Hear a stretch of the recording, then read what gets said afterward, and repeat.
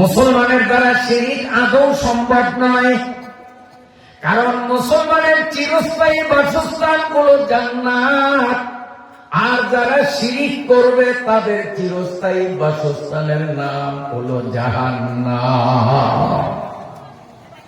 অথচ পরিতাপের বিষয়, বাস্তবতা হলো আমরা আজ মুসলিম সমাজ 24টা ঘন্টায় শিরিকের সাগরে যেন ডুবন্ত।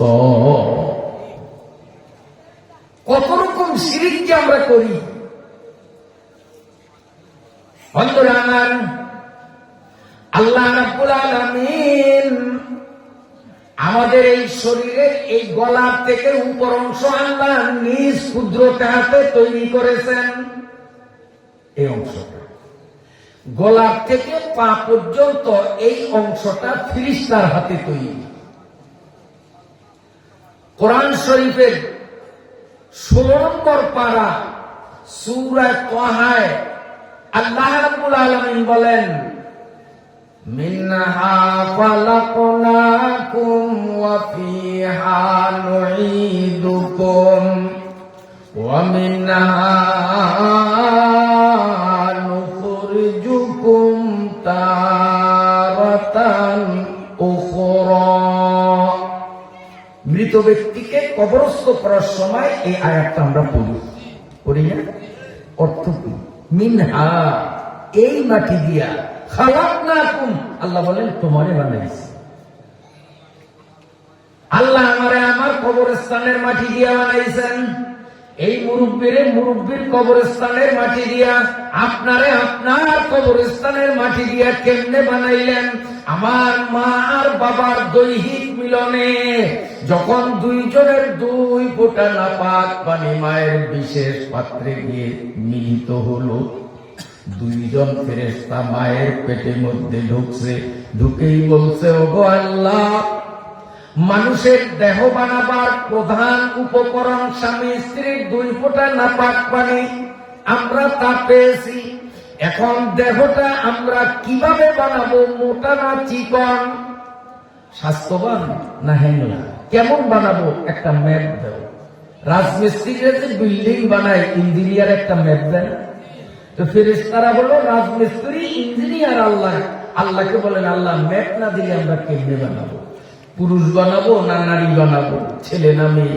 মোটা স্বাস্থ্যবান না একেবারে শীর্ণ জীর্ণ দুর্বল? কিভাবে বানাবো? আল্লাহ রাব্বুল আলামিন পরওয়ারদিগার আলম ওই ফেরেশতা 2 জনকে বলেন, ও ফেরেশতারা, তাড়াতাড়ি মহিলার পেট থেকে বাইর হও। এই 2 ফোঁটা বীর্য দিয়া এখন যেই মানুষটারে তোমরা বানাইবা, এই মানুষটা ব্রহ্মাউদ্দিনের ছোট মানিকায় 70 বছর চলাফেরা করলেও তার শেষ সমাধি কোথায় হবে, কবর কোথায় হবে, দুনিয়ার কেউ জানেন? এই ছোট মানিকার সব মানুষের কবর ছোট মানিকায়? এখানকার বহু মানুষের কবর ঢাকা, এখানকার অনেক মানুষের কবর চট্টগ্রাম। কেমন আছে কিনা? আল্লাহ রাব্বুল আলামিন বলেন, যেই শিশুটারে এখন মহিলার পেটে তোমরা বানাইবা, এই শিশুটার কবর কোথায় হবে একমাত্র আমি ছাড়া কেউ জানে না। ওয়ামা তাদরি নাফসুম বিআইয়ি আরদিন তামুত। আল্লাহ রাব্বুল আলামিন বলেন, যদিও 60-70-80 বছর ব্রহ্মাউদ্দিনের ছোট মানিকায় চলাফেরা করবে, কিন্তু তার কবরস্থান আমি ছোট মানিকায় রাখি নাই। তার কবরস্থান কথার কথা ঢাকা আজিমপুর গোরস্থানের উত্তর পাশের ওয়ালের 10 ফুট দক্ষিণে। কথার কথা আল্লাহ রাব্বুল আলামিন ফেরেশতাদের বলেন, তাড়াতাড়ি ওই জায়গায় গিয়া ওইখান থেকে 1 চিমটি মাটি সংগ্রহ করো।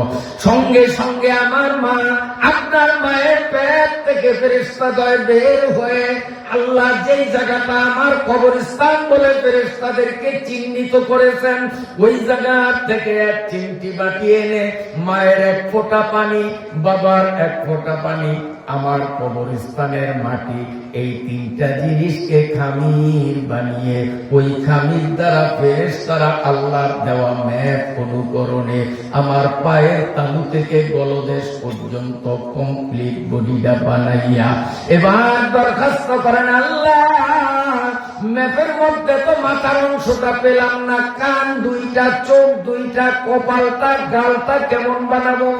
আল্লাহ রাব্বুল আলামিন পরওয়ারদিগার আলম বলেন, ফেরেশতা এতক্ষণ আমার বান্দার দেহ তোমরা বানাইছো, আমি আল্লাহ তাকাইয়া রইলাম, আমার অবুঝ মনে প্রবোধ পায় না, তোমরা সরো, আমার বান্দা ফজরে, জোহরে, আসরে, মাগরিবে, এশায়, তাহাজ্জুদে, আওয়াবিনে, ইশরাকে, ফরজে, ওয়াজিবে, নফলে বারংবার আমি আল্লাহর সামনে তার যেই উন্নত মস্তকটারে অবনত করিয়া প্রতিনিয়ত বারংবার আমাকে সেজদা জ্ঞাপন করবে, ওই মাথাটা তোমাদের হাতে বানাইলে আমার কলিজা ভিজবে না, তোমরা সরে যাও, আমার বান্দা যেই মাথা দিয়া আমারে সেজদা করবে ওই মাথাটা আমি আল্লাহ নিজ কুদরতি হাতে বানাবো। যে চলবা বরাত নুতফায়ে দর্শে কাম, যে চলবা বরাত নুতফায়ে দর্শে কাম। আল্লাহু আকবার, আল্লাহু আকবার। আল্লাহ রাব্বুল আলামিন নিজে আমাদের এই অংশটা বানাইয়া ফেরেশতার হাতে বানানো এর সাথে এমন ভাবে জোড়া লাগাইলেন জয়েন্টের চিহ্ন পর্যন্ত না। এই মাথা নোয়ানের জায়গা একমাত্র আল্লাহর কুদরতি কদম। আল্লাহর কুদরতি কদম ছাড়া কোন মাখলুকের সামনে মাথা নত করলেই সেটা শিরক। কিন্তু বহু মুসলমান এই শিরকের মধ্যে জড়িত আছে কিনা? কবরে সেজদা দেয়, মাজারে সেজদা দেয়, ল্যাংটা বাবার পায়ে সেজদা দেয় মুসলমান। এই শিরক মুসলমান সমাজে আছে কিনা? এই মাথা একমাত্র আল্লাহর কদম ছাড়া কোথাও নোয়ানো যাবে না। আল্লাহ ছাড়া কোন মাখলুকের সামনে যদি মাথা নোয়ানোর বিধান থাকতো তাহলে এই পৃথিবীতে রাসূলুল্লাহর চেয়ে বড় মানুষ, বড় মাখলুক আর কেউ না। তাহলে রাসূলুল্লাহকে সাহাবায়ে কেরাম সিজদা করত। হাজী সাহেবরা মদিনা শরীফ জিয়ারতে গেলে আল্লাহর রাসূলের কবরে সিজদা দিত।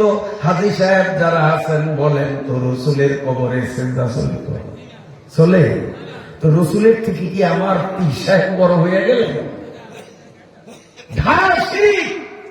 লা তুশরিক বিল্লাহ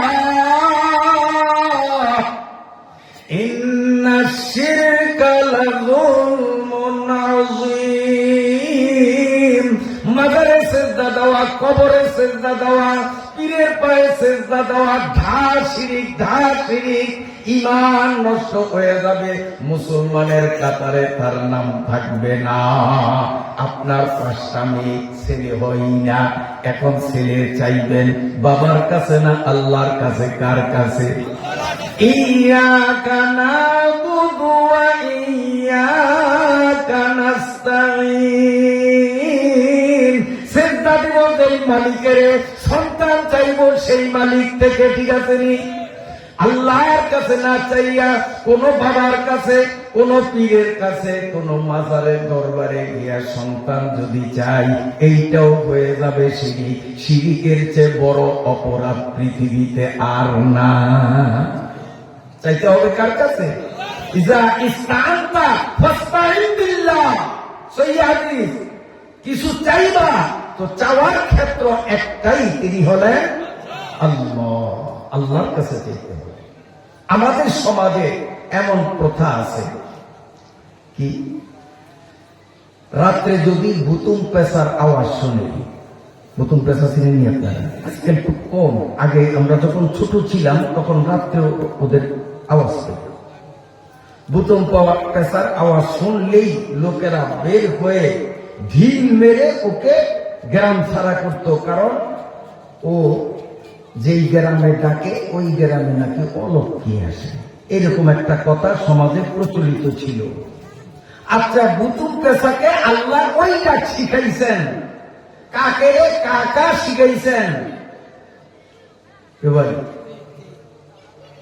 মোরগকে কুকুরুত শিখাইছেন, মোরগকে অন্য কিছু বলতে পারবে?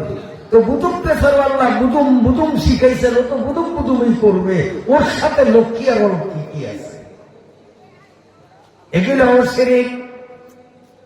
অনেক মানুষের মধ্যে এমন এখন আমাদের সমাজে খুঁজলে পাওয়া যাবে, ঢাকার উদ্দেশ্যে রওনা দিছে, পথে যদি একটু বাধা খায়, একটা পিলারের সাথে ইটের সাথে কিংবা ভেন্ডি গাছের শিকড়ের সাথে হুচট খাইল, ধাক্কা লাগলো, ব্যাগটা নিয়ে বাড়িতে আসে, না আজকে টাকা দেওয়া যাবে না, কারণ বাধা খাইছি।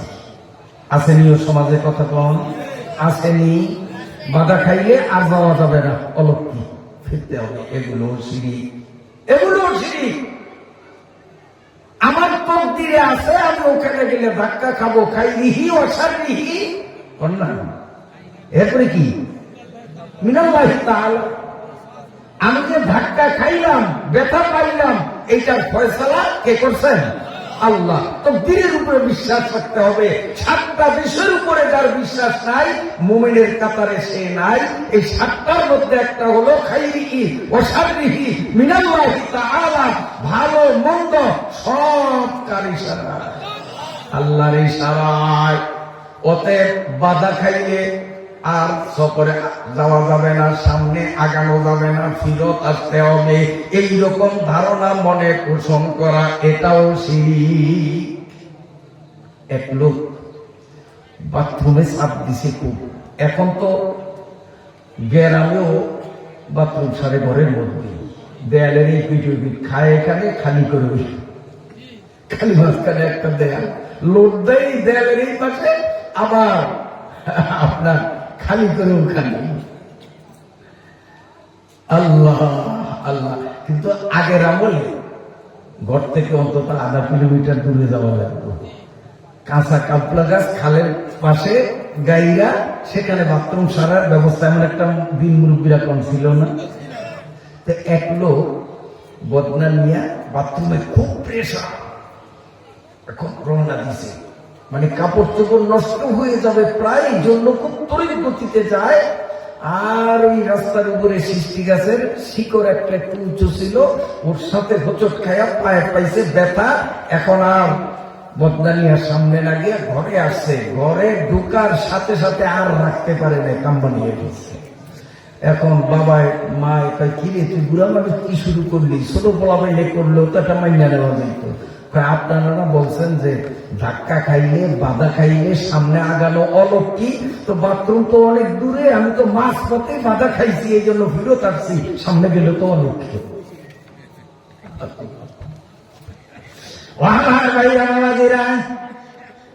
বাধা খাইলে ফিরত আসতে হবে, এই বাধা উপেক্ষা করে সামনে গেলে অলক্ষ্মী হবে। অলক্ষ্মী বলে ইসলামে কিচ্ছু আছে নাই। অনেকে শনিবার মঙ্গলবার বিয়া পড়ায়, শনিবার মঙ্গলবার এটা অশুভ দিন, অলক্ষ্মী। আমার ভাইয়েরা বাবাজিরা, ইসলামী আকীদায় সপ্তাহের 7 দিন শুভ, অশুভ বলতে কোনো দিন নাই। 12টা মাস শুভ অশুভ 2 ভাগ করা হয় না। অনেক মানুষ চৈত্র মাসে বিয়ে করে না, তো বৈশাখ আসুক, কারণ চৈত্র মাসে বিয়ে শাদী হলেও অলক্ষ্মী হবে, শনি মঙ্গলবারে বিয়ে শাদী হলে অলক্ষ্মী হবে। এগুলো সব শিরকে আকীদা। লা তুশরিকু বিল্লাহ ইন্নাশ শিরকা লাযুলমুন আযীম। আপনার বিরক্ত হননি? মজার আলোচনা সামনে আসতেছে ইনশাআল্লাহ, পরের আয়াতে ঢুকতেছি। একটা উদাহরণ দিই আপনাদের সামনে, একটা উদাহরণ ভালো করে শোনেন। আপনাকে মোবাইল করলো আপনার বন্ধু বা আপনার নতুন বিয়ে, আপনার বাড়িতে বেড়াইতে আসবে। এখন আপনি বিভিন্ন রকমের উন্নত প্রজাতির রকমারি খাবার নতুন মেহমানের জন্য তৈরি করছেন। বড় একটা প্লেটের মধ্যে সব সাজায় রাখছেন। আপনার ছোট্ট পোলাটা আপনার খুব আদরের, ওই ছোট্ট পোলায় পায়খানা করছে, ওর পাতলা পায়খানাও একটু সাইডে রাখছে। মেহমান আসার পরে যদি আপনি মেহমানকে বলেন এটা হলো গরু, এই খাসি, এই দেশি মুরগ, এই পাকিস্তানি, এই ব্রয়লার, এইটা, এই সেইটা, এই ওইটা, এইভাবে সব দিতে দিতে মেহমান বলেন সব তো হিসাব পাইলাম, এই যে কানিতে কতটুকু দেখা যায়। দেখেন বেয়াই, আমার ছোট্ট পোলাটা আমি খুব মহব্বত করি, আদরের পোলা, ও একটু পাতলা পায়খানা ছাড়ছে, চামিচ দিয়ে ওখান থেকে 3 চামিচ উঠিয়ে এখানে রাখছে। বলেন আপনার বেয়াই যদি মাথার নাক বল্টু ঠিক থাকে, যত উন্নত প্রজাতির খাবার হোক, যত সুস্বাদু খাবার হোক, ওই প্লেটের খাবার কি সে খাবে? তার কাছে এগুলো খাদ্য না অখাদ্য? সব ভালো জিনিস, শুধু একটু পায়খানা, এই একটু পায়খানা মিশ্রণের কারণে সব খাবার মূল্যহীন হয়ে গেল। আপনি 10 বার হজ করেছেন, 20 বার উমরা করেছেন, লক্ষ টাকা দান করেছেন, তাহাজ্জুদ আওয়াবে ইশরাক করেছেন, এই আমলগুলোর একটা প্লেট আছে। এই প্লেটে এখানে হজ, এখানে উমরা, এখানে নফল নামাজ, এখানে দান সদকা ইত্যাদি ইত্যাদি সব সাজানো। আর শনি মঙ্গলে বিয়া অশুভ, এই আকীদা, এইটা হইল পায়খানা, শিরিক। বাধা খাইলে সামনে আগানো যাবে না, এই আকীদা হলো শিরিক। মাজারে গিয়া পোলা চাইলেন, মামলার থেকে অব্যাহতির ফয়সালা মাজারে চাইলেন, এই শিরিক। যদি শিরিকের গুনাহটা এক কোণায় থাকে, তাহলে এই নামাজ, রোজা, হজ, যাকাত, দান, খয়রাত সব কিছুই পায়খানার কারণে অখাদ্য হয়ে যাবে। আমার আল্লাহ ওগুলো গ্রহণ করবে না। ঠিক আছে নি? এই জন্য শিরিক মুক্ত ইবাদত করতে হবে। ইবাদত হবে একমাত্র আল্লাহ। আল্লাহ রাব্বুল আলামিন পরওয়ারদিগার আলম নিজেই বলেছেন, শিরকের চেয়ে মারাত্মক গুনাহ আমি আল্লাহর দৃষ্টিতে আর কিছু নাই। ইন্না শিরকা লাযুলমুন আযীম। আল্লাহ বলেন, মানুষ যত রকম অপরাধ করে, এর মধ্যে সবচেয়ে ডেঞ্জারের, সবচেয়ে মারাত্মক, ঈমান বিধ্বংসী কামের নাম হলো শিরিক। শিরিক করা যাবে না। আল্লাহ,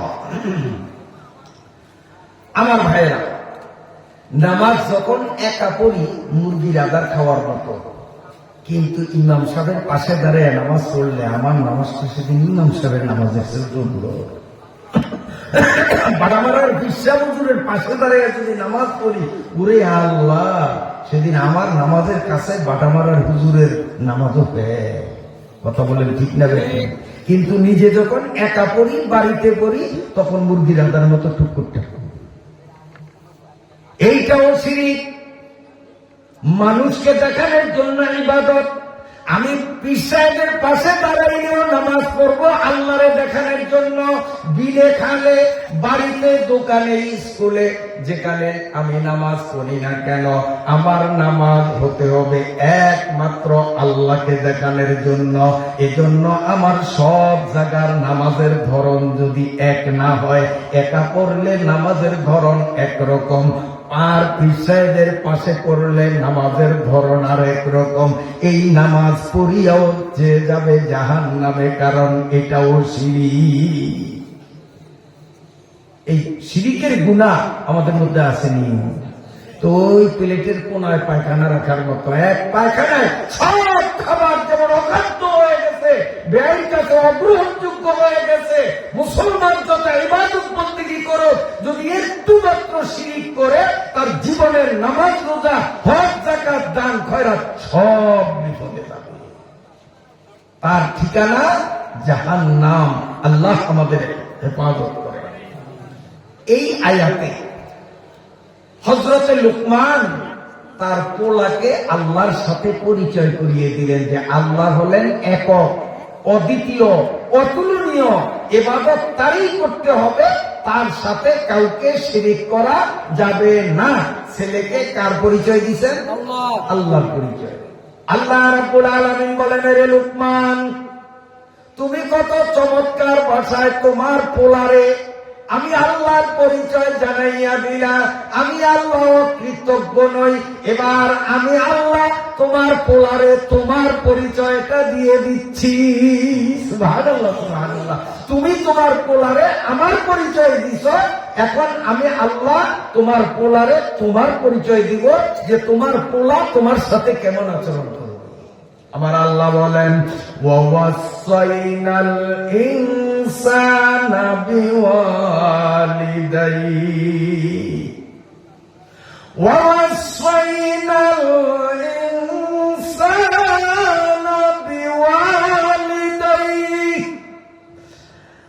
হামালাতুহু উম্মুহু ওয়াহানান আলা ওয়াহনিন وفصاله في عامين أن اشكر لي ولوالديك إلي المصير. سبحان الله. আল্লাহ এবার লোকমানের পরিচয়টা করে দেন লোকমানের পোলারে, যে বাপের সাথে কেমন আচরণ করতে হবে। আল্লাহ বলেন, ওয়াসাইনা, আমি অকাট্যভাবে আদেশ প্রদান করলাম আল ইনসান, দুনিয়ার মানুষদেরকে। শুধু লোকমান তোমার পোলারে না, এই পৃথিবীতে যত বাপের যত পোলা আছে তার মধ্যে তুমি বাপ, তোমার একটা পোলা। সব পোলাদেরকে আমি অকাট্যভাবে আদেশ দিলাম, আমি গুরুত্ব সহকারে তাদেরকে হুকুম করলাম। কি হুকুম? বিওয়ালিদাইহি,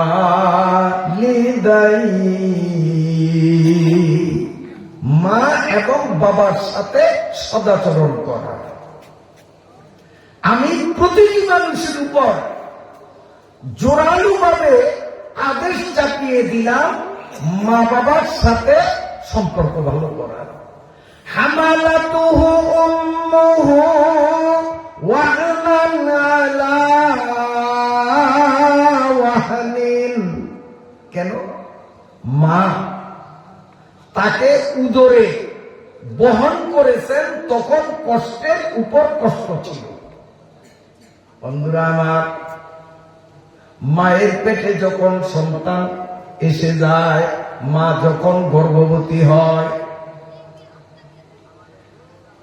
7 মাস পূর্ণ হওয়া পর্যন্ত এই সন্তান অপূর্ণ থাকে। 7 মাস একদিন যখন সন্তানের বয়স হইয়া যায়, তখন সন্তানের পা মায়ের কলিজায় লাথি মারতে থাকে। মা গভীর রাতে প্রচন্ড ঘুমে তিনি মগ্ন, কিন্তু পেটের সন্তান পা দিয়ে যখন মায়ের কলিজায় আঘাত করে, সঙ্গে সঙ্গে মায়ের আরামের ঘুম আরাম হয়ে যায়। ব্যথায় আর মা ঘুমাইতে পারে না। এই 7 মাস পূর্ণ হওয়া পর্যন্ত মা খাইতে পারে না, কোনো কিছু খাওয়ার ইচ্ছা করলেই বমি আসে। মুরব্বীরা বলেন ঠিক না ঠিক? সন্তান মায়ের পেটে যেদিন আসলো, যেদিন গর্ভ সঞ্চার হলো, সেই দিন থেকে নিয়ে 7 মাস পূর্ণ হওয়া পর্যন্ত মায়েরা খাইতে পারে না। যত বড় মজাদার খাবার তার সামনে নেন, সেখানেই পচা মাছের, কাঁচা মাছের গন্ধ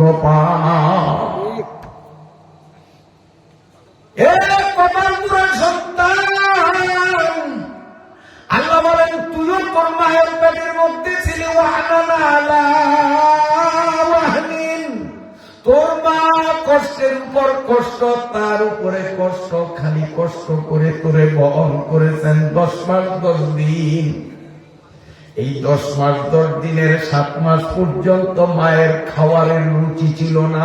সব সময় মাথা ঘুরাতো, চলতে ফিরতে অস্বস্তিকর অবসন্নতার ভাব তার শরীরে ছিল, বল বুদ্ধি এনার্জি তার শরীরে ছিল না। 7 মাস একদিন যখন গর্ভের বয়স হয়ে যায়, ওই গর্ভস্থ সন্তান তার পা দিয়ে উপর্যুপুরি মায়ের কলিজায় আঘাত করে আধুনিক মেডিকেল সায়েন্স অত্যাধুনিক যন্ত্রের মাধ্যমে গর্ভবতীদের উপর পেটের উপর জরিপ চালিয়ে গোটা দুনিয়ার চিকিৎসা বিজ্ঞান একমত, মায়ের পেটে যেই সন্তান একেবারে কম নড়াচড়া করে, খুব শান্ত, মোটে নড়েই না, একেবারে কম নড়াচড়া করে, সেই সন্তান মায়ের কলিজায় 4000 বার লাথি মারে। আর যেই সন্তান সেকেন্ডের আগামাতায় খালি নড়াচড়া করে, কত কুঠিবার মায়ের কলিজা ঘাত করে, তার দুনিয়ায় একমাত্র মা ছাড়া কেউ বলতে পারবে না। কিন্তু বর্তমান সমাজে ওই মা আর বাবা সবচেয়ে অবহেলিত। বউ পাইলে আর মায়ের চিনে না, শ্বশুর শাশুড়ি পাইলে আর বাবা চিনে না। আছে না নাই? এগুলো কুলাঙ্গার, এগুলো মানব রূপী শয়তান। শ্বশুর শাশুড়িকে মর্যাদা দিতে হবে, স্ত্রীকেও তার মর্যাদা দিতে হবে, তবে স্ত্রীকে স্ত্রীর স্টেজে রেখে মর্যাদা, শ্বশুর শাশুড়িকে সেই স্তরে রেখে মর্যাদা। তবে সবচেয়ে বড় মর্যাদা হলো মা আর বাবা, আল্লাহর পরেই মা বাবার স্থান। আল্লাহ রাব্বুল আলামিন এই পবিত্র কোরআনুল কারীমের যত জায়গায় মা বাবার খিদমত সম্পর্কে আলোচনা করেছেন, এককভাবে মায়ের কথা বলেন নাই। বহু আয়াতে এককভাবে নামাজের কথা বলছেন, আর কিচ্ছু নয়। কোথাও শুধু যাকাতের কথা বলছেন, অন্যটা নয়। কিন্তু মা বাবার কথা 30 পারা কোরআনের যত জায়গায় আসছে, সব জায়গায় মা বাবার খিদমতরে 2 নম্বরে রেখে 1 নম্বরে আল্লাহর ইবাদতকে রেখেছেন। চলমান আয়াতেও সেই একই নিয়ম আল্লাহ বলবৎ রেখে বলেন, আনিশকুরলি ওয়ালিওয়ালিদাইক। আনিশকুরলি 1 নম্বর, আমি আল্লাহর শিরিক মুক্ত ইবাদত করো, আমার কৃতজ্ঞ হও, অকৃতজ্ঞ হও না। সাথে সাথেই বললেন ওয়ালিওয়ালিদাইক, তোমার মা এবং বাবার খিদমত তোমার জন্য বাধ্যতামূলক। মা বাবার কথা যত জায়গায় বলেছেন, সব জায়গায় 1 নম্বরে আল্লাহর ইবাদত, 2 নম্বরে মা বাবা। এটাই বোঝা যায় সন্তানের কাছে আল্লাহর পরে মর্যাদা সম্পন্ন কিছু যদি থেকে থাকে, তাহলে তার মা আর বাবা। অথচ পীরের দরবারে বস্তায় বস্তায় চাউল দেয়, পীরের দরবারে গরু দেয়, মহিষ দেয়, ছাগল দেয়। বাবা টাকার অভাবে 1 জোড়া পঞ্চের স্যান্ডেলও কিনতে পারেন না। ওই বাবা খালি মাটি পাড়াইয়া পাড়াইয়া ফজরের নামাজ, ইশার নামাজ পড়তে মসজিদে আসেন বিনা জুতায়। ওই বাবা অভাবের কারণে চাদর কিনতে তো দূরের কথা, একটা জামাও কিনতে পারে না। চাদরবিহীন শীতে ঠক ঠক করে কাঁপতে কাঁপতে ছেঁড়া ফাটা জামা পরে আল্লাহর ঘর মসজিদে নামাজে আসে। ওই সন্তান পীরের দরবারে লক্ষ টাকা দান করে বাবারে একটা চাদর দিতে পারে না, বাবার পায়ে 50 টাকা দামের 1 জোড়া স্যান্ডেল দিতে পারে না। এগুলো নিমক হারাম। গোটা পৃথিবীর পীর আউলিয়া, গোটা পৃথিবীর সমস্ত আলেম ওলামা, এমনকি মক্কা শরীফের ইমাম, মদিনা শরীফের ইমাম, সবাই মিলিয়া তোমারে দোয়া দেন অথবা বদদোয়া দেন, কবুল হবে কি হবে না তার কোনো গ্যারান্টি নাই। কিন্তু মা আর বাবা দোয়া করা লাগে না, বদদোয়া করা লাগে না। সন্তানের ব্যবহারে মা বাবার মন যদি সন্তুষ্ট হইয়া যায়, অটোমেটিক দোয়া হইয়া যায়। সন্তানের আচরণে মা বাবার মনে যদি ব্যথা লাগে, হাত উঠাইয়া বদদোয়া করে লাগে না, অটোমেটিক বদদোয়া হয়ে যায়। বেতর সাজাহে মজলুম কে হঙ্গামে দোয়া গরদান ইজাবত আজ দরে হক বাহারে ইস্তেকবাল মি আয়াত বর আমি খান হিকে শাবি বখতিয়ার খিদমতে মাদার পেদার কুন ইখতিয়ার বর আমি খাই কে শাবি নে কে নাম খিদমতে মাদার পেদার কুন সুবহ শাম। ওয়াজটি কারে করবো? সেই যুবকদেরকে তো আনলেন না, সব শ্বশুর বাড়ি পাঠাইয়া দানিশ পাকা মুরব্বীরা ওয়াজে আসলেন। আজকের ওয়াজে মুরব্বীরা না আসলেও চলতো, আজকের ওয়াজে আজকের তাফসীরে যুবকদের আসা একান্ত জরুরি ছিল কিনা আপনারা বলেন? কিন্তু সবাই শ্বশুর বাড়ি পাঠিয়ে দিয়ে আপনারা চুপে সবে ওয়াজে আসছে। এমন যুবক শূন্য ওয়াজ আমার ওয়াজের জীবনে আর পাইছি বলে আমার মনে হয় না। অন্তত এই অদমের নাম শুনলে সেখানে বহু আলেমদের উপস্থিতি আলহামদুলিল্লাহ আমি দেখি, এবং যুবকদের উপস্থিতি মুরব্বীদের তুলনায় অনেক বেশি। কিন্তু আজকে এখানে না আলেম পেলাম না যুবক পেলাম।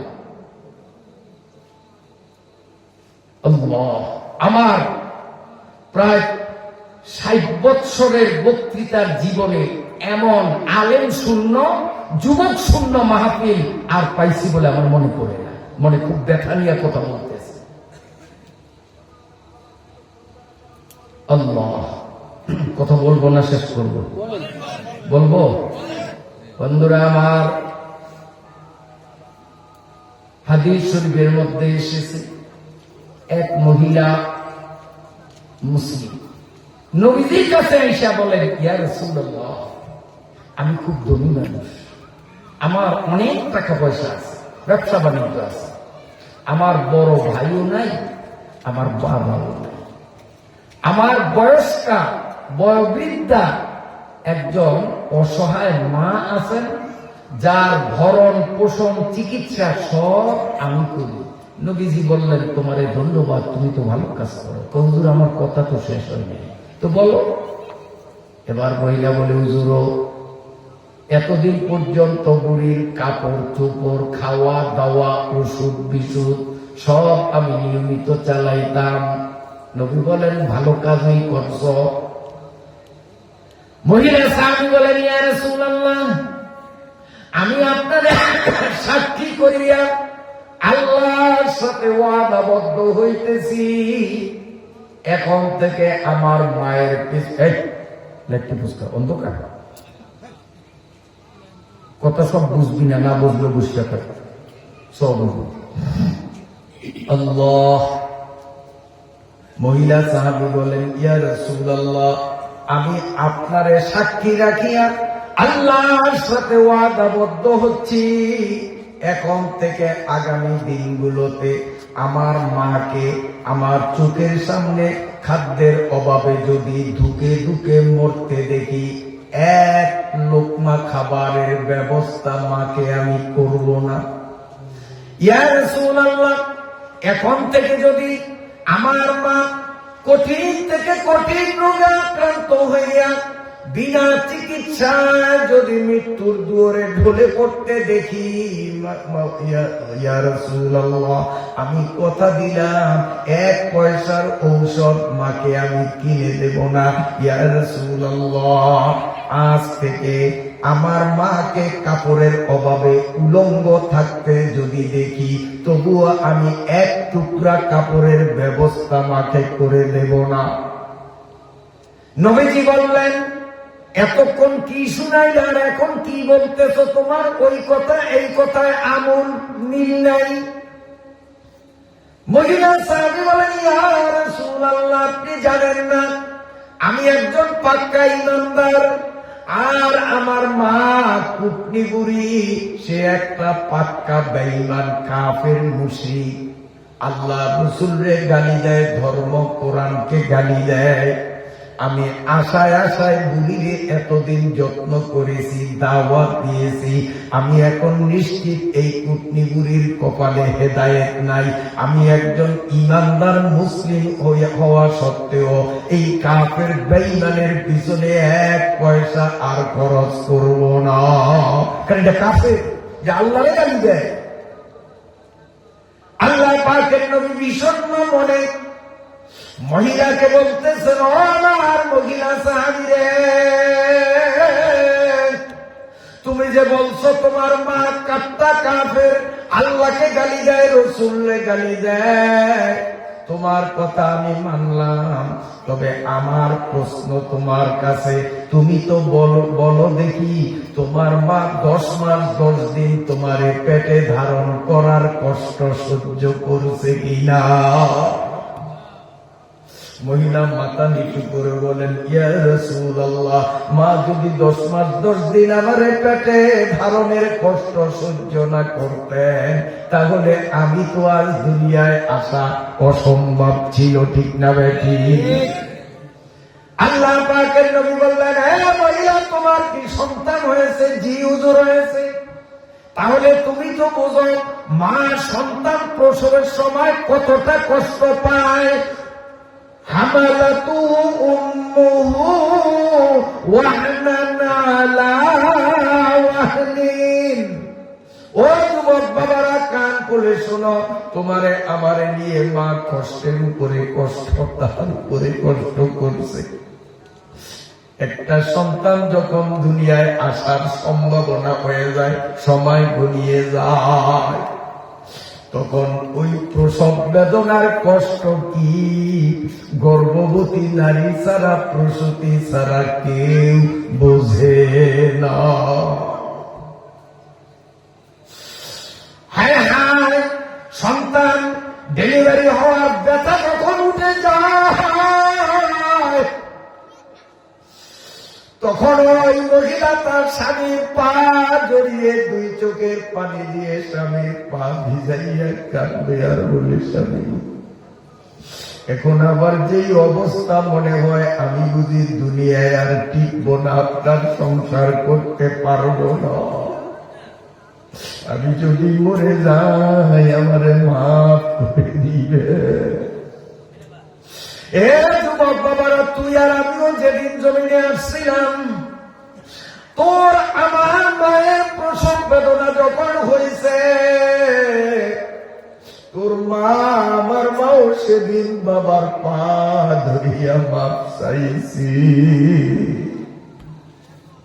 একটা ছাগল যখন তার বাচ্চা দেয়, ধারে থাকলে দেখবা মা ছাগিলার জিহ্বা দেড়া পর্যন্ত বাড়ি হইয়া যায়। হাদিস শরীফের মধ্যে আসছে, রাসূলুল্লাহ সাল্লাল্লাহু আলাইহি ওয়াসাল্লাম জিজ্ঞাসা করেন, আমার মহিলা সাহাবী আসমা, ওই মহিলার নাম ছিল আসমা। আল্লাহর নবী বলেন, আসমা রে, তোমার মা কি তোমার প্রসবকালীন বেদনা সহ্য করে নাই?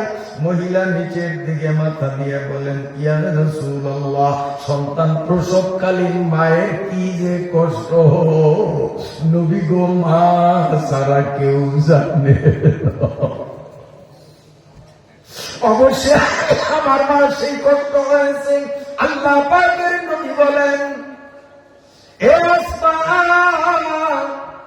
মা বাবা যদি কাফেরও হয়, মা বাবা যদি হিন্দু মুশরিক হয়, খ্রিস্টান বৌদ্ধ ইহুদি হয়, অমুসলিম যদিও হয়, তারপরেও সন্তান মুসলমান আর মা বাবা অমুসলিম, এই অবস্থাতেও সন্তান মা বাবার সাথে ভালো ব্যবহার করতে হবে, মা বাবার সেবা যত্ন নিতে হবে, মা বাবার মনে দুঃখ দিতে পারবে না। যদি সন্তান পাক্কা ইমানদার আর মা যদি পাক্কা কাফের, এই সন্তানের ব্যবহারে ওই কাফের মা যদি মনে কষ্ট পায়, হাত উঠাইয়া মালিকের দরবারে বদদোয়া করা লাগে না, মনের কষ্টটাই অট বদদোয়া হইয়া যায়। হামালাতু উম্মুহু ওয়াহানান আলা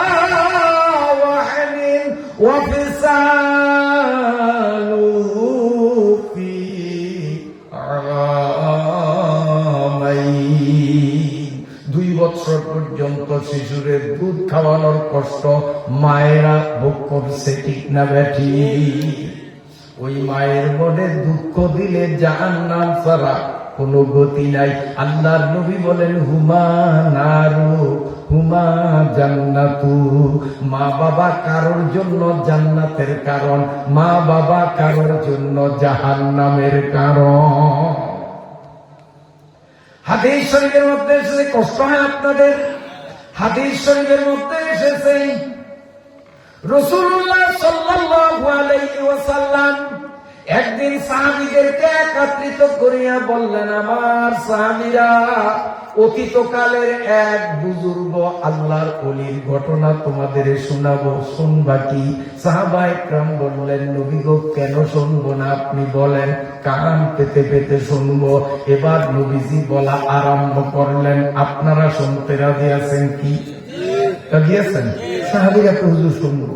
এবার হুজুর শুনাইতেছেন। হুজুরে আরবি ভাষায় শুনাইছেন, কারণ হুজুরের ভাষাও আরবি, সাহাবীদের ভাষাও আরবি। আমি আপনাদের বাংলায় বলছি, কেননা আপনাদের ভাষা বাংলা, আমার ভাষাও বাংলা। আল্লাহ পাকের নবী বলেন, অতীতকালে একজন বিশ্ববিখ্যাত বুজুর্গ পীর সাহেব, নাম হলো জুরাইজ। বলেন কি নাম? জুরাইজ। পীর সাহেবের নাম কি? জুরাইজ। নবীজি বলেন, অতীতকালে জুরাইজ নামক পীর সাহেব একজন খাঁটি ওলি ছিলেন, বিশ্ববিখ্যাত পীর ছিলেন, বুজুর্গ ছিলেন। এই জুরাইজ ইবাদত বন্দেগী নিরিবিলি করার জন্য একটা বিশেষ ঘর বানাইছেন, জানালা কপাট আটকাইয়া। ওই ঘরের মধ্যে তিনি এক মনে এক ধ্যানে আল্লাহর ইবাদত বন্দেগী করতেন। একদিনের ঘটনা নবী বলেন, ও আমার সাহাবীরা, এই জুরাইজ পীর সাহেব নফল নামাজে দাঁড়িয়ে গেছে, দরজা বন্ধ, জানালা বন্ধ। জুরাইজ পীর সাহেব নামাজে দাঁড়ানো। এই অবস্থায় তার মা পাশের ঘরে থাকতো। মা আসিয়া দরজা ঠক ঠক করতেছে আর বলে, বাবা জুরাইজ, ও বাবা জুরাইজ, দরজা খোল, বাবা জুরাইজ দরজা খোল। হযরতে জুরাইজ শুনতেছেন, দরজা খোলেন না, কারণ তিনি তো নামাজের মধ্যে, কেমনে দরজা খুলবে? মা একে তিনবার বাবা জুরাইজ দরজা খোল বলে ডাকলেও সন্তানের পক্ষ থেকে সাড়া আসলো না। মায়ের মনে কষ্ট। মা ওখানে দাঁড়াইয়া বললেন, আমি মা দুঃখিনী, তোরে এতবার ডাকলাম, তুই আমার ডাকে সাড়া দিলি না। আমি আল্লাহর কাছে বদদোয়া করি, আল্লাহ যেন বেশ্যা নারী দিয়া তোরে চরম ভাবে অপমানিত করি। সবাই বলি নাউযুবিল্লাহ। বেশ্যা নারী বুঝছেন তো? বাড়ির যে মিলে এলেন, আমি মিলিতে পারবো না, বানান করিয়া দিই। খ আকার, তারপরে দন্তান্ন, তারপরে ক দীর্ঘিকার। এই শব্দটারে মিলাইলে যা হয় তার চিকিৎসা। ওই পরিমণি মমতাজ ওই ক্লাসে। আমার ভাইরা বাবাজিরা, আল্লাহ পাকের নবী বলেন, মা বলতেছে, বাবা তোরে আমি এতবার ডাকলাম, তাকে সাড়া দিলি না। আমি আল্লাহর কাছে ফরিয়াদ জানাই, আল্লাহ যেন বেশ্যা নারী দিয়া তোরে চরম ভাবে অপমানিত করেন। হযরতে জুরাইজের কথাগুলো কানে আসলেও তিনি মনে মনে ভাবতেছেন, মা তোমার এই বদদোয়া লাগবে না, তার কারণ আমি নামাজের মধ্যে আছি, আল্লাহর নামাজ। তোমার থেকে আল্লাহ বড়, আল্লাহর নামাজ শেষ না করতে তোমার ডাকে সাড়া দিল না। না বুঝিয়া তুমি বদদোয়া দিছো, এই বদদোয়া আমার লাগবে না। মনে মনে বলতেছি। এদিকে কি ঘটনা ঘটলো? ওই গ্রামে অবিবাহিতা একটা মেয়ে, অবিবাহিতা, এখনো বিয়ে হয় নয়,